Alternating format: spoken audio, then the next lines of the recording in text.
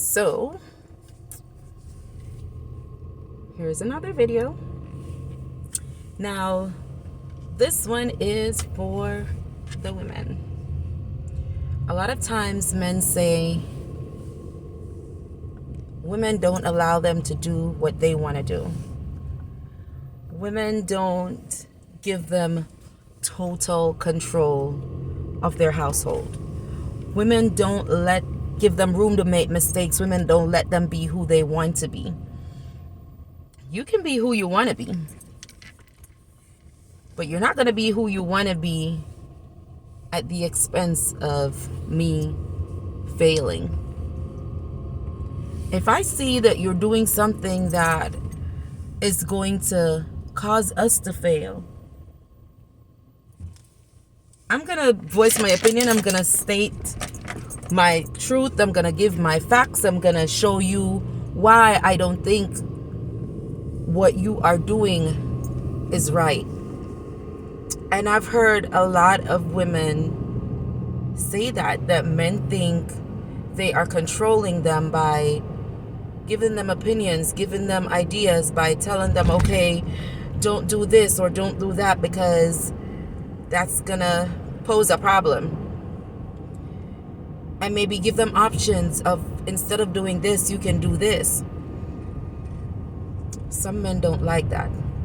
But do not dummy yourself down just to make a man feel superior.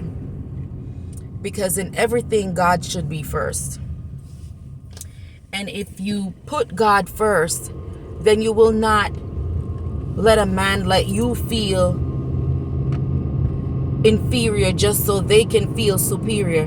Because the Bible says in 1 Timothy 5 verse 14 that a woman's job is to marry, have kids, and guide her household. Now, what is that telling you? It doesn't tell you to let this man come in and tell you, hey, it's my way or the highway. You have to do this the way I say to do it. The Bible didn't say that. Because the Bible knew, or God knew, that when it comes to men, it's just a one-way thinking. With some men, because some get the concept. Some know that, hey, my woman is not going to steer me wrong. Some men know that, and some men are okay with that. And some men are okay with letting their woman give them ideas or letting their woman guide their actions, because they know the person they're with is never going to lead them astray. They know by listening to that person they will always be winning, and they want to win, so they listen. In 1 Timothy 5 verse 8, it also says that if a man does not provide for his household, for himself and for his household, then he is no more than an infidel. So that simply means if you're allowing a man to take control and allowing a man to do anything that he wants to do, and you in turn fail,